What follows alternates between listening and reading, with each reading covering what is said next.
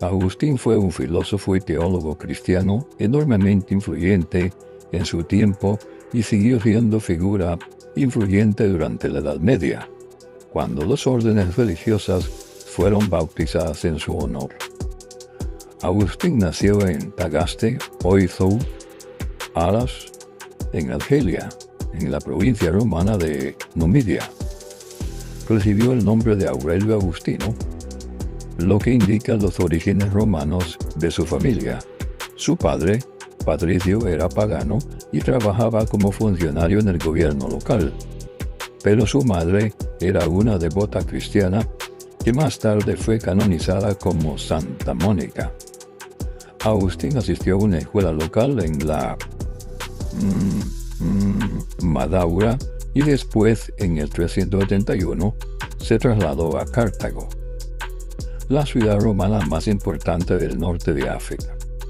Su lengua materna era el latín, y en la escuela obtuvo una sólida base de literatura clásica. Pero, a diferencia de la mayoría de los filósofos clásicos, nunca se le dio muy bien el griego.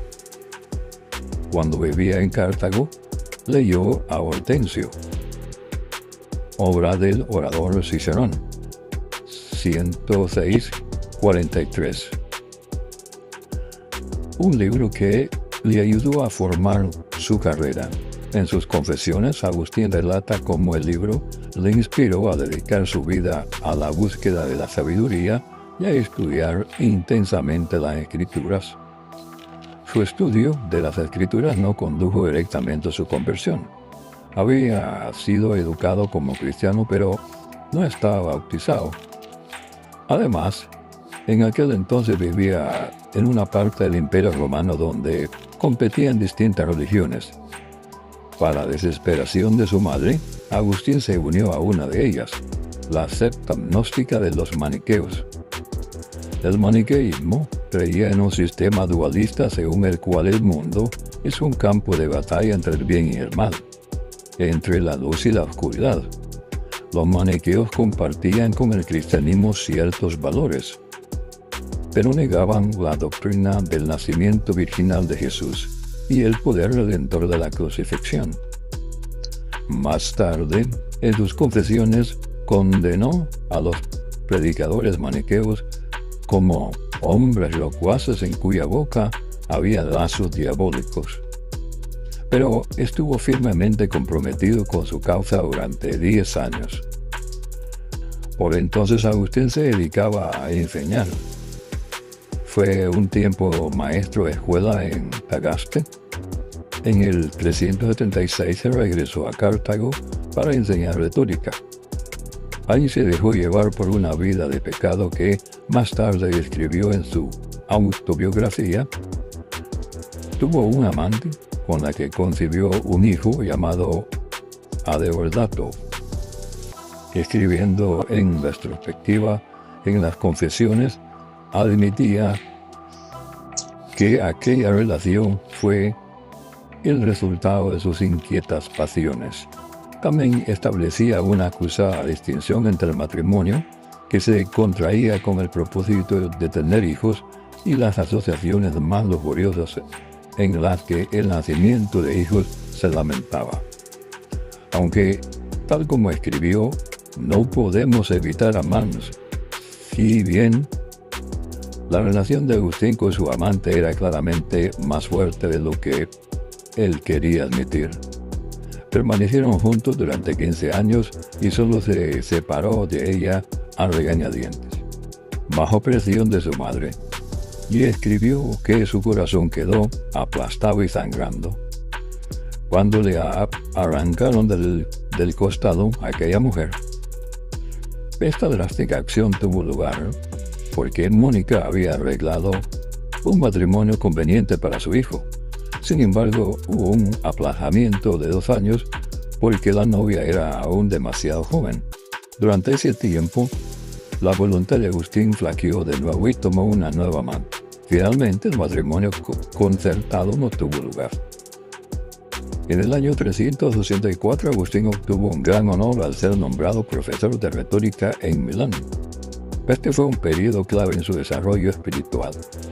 La influencia de los maniqueos estaba debilitándose en él, y al mismo tiempo cada vez estaba más interesado en el neoplatonismo. Irónicamente, esta filosofía inspirada por el paganismo ayudó a allanar el camino de su conversión.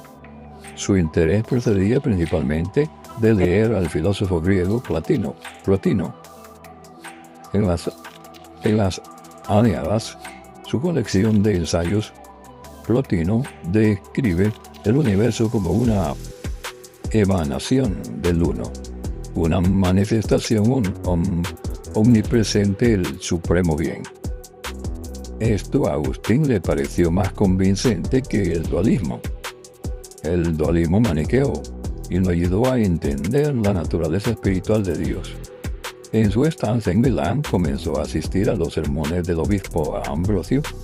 Al principio le atraía la reputación del obispo de gran orador, pero a medida que escuchaba aquel oráculo sagrado, comenzó a ver las escrituras bajo una nueva luz. Comprendió que podía entender un sentido espiritual tras el significado literal.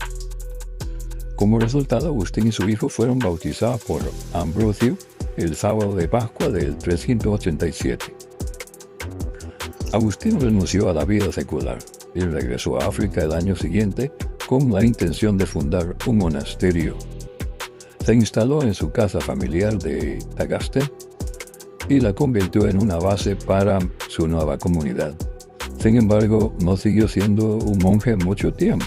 En 1391, durante una visita a la ciudad numídica de Hipona, hoy Amnaba, en Argelia, el obispo Valerio lo persuadió de que se ordenase sacerdote. Agustín enseguida se labró una reputación como gran predicador. «Oh Dios, ¿dónde estabas todo este tiempo? ¿Dónde te escondías de mí?», escribió San Agustín de Hipona. En el 396 sucedió a Valerio como obispo de Hipona. Allí permaneció el resto de su vida escribiendo y llevando a cabo sus labores pastorales. Agustín dejó un enorme legado. Era un escritor prolífico y escribió más de 90 libros, además de cientos de cartas y sermones. También tuvo un gran impacto en la vida monástica, pues una orden de canónigos y una orden de frailes tomaron su nombre de él. Sus libros, Las Confesiones y La Ciudad de Dios, se han convertido en clásicos. Las confesiones supusieron una gran innovación en el campo de la autobiografía. En un tiempo en que las vidas de los santos tendían a la hagiografía, dominadas por eventos milagrosos y comportamientos virtuosos, Agustín rompió la norma e hizo hincapié en sus pecados y faltas. Eso lo presentaba como mucho más humano ante sus lectores, sobre todo cuando recordaba su famoso ruego a Dios de que lo hiciera puro, pero todavía no. El libro estaba intercalado de meditaciones religiosas, como por ejemplo disquisiciones sobre la naturaleza del tiempo. El texto más importante de Agustín sobre la filosofía cristiana, La Ciudad de Dios, estaba pensado sobre todo como un ataque a la cultura y a los valores paganos. Pero también contenía sus ideas sobre el pecado original, la predestinación y el libre albedrío. Estas ideas resonaron durante siglos y fueron adoptadas por los reformadores protestantes Juan Calvino y Martín Lutero, el cual fue monje agustino. Ellos y sus colegas consideraron a Agustín un precursor de su movimiento. Entre sus obras teológicas, su obra maestra fue la Trinidad. Agustín meditó durante muchos años sobre la cuestión de la Trinidad y en la dedicatoria del libro admitió: «Era un hombre joven cuando comencé esta obra, y soy un anciano cuando la publico». La naturaleza exacta de la Trinidad es un asunto altamente controvertido, pero Agustín lo trata con claridad y autoridad. Murió en el 430, mientras los vándalos Tras haber invadido al norte de África, sitiaba Nipona, sus restos fueron llevados a Italia, en un principio a Cerdeña y más tarde a un santuario en Pavía.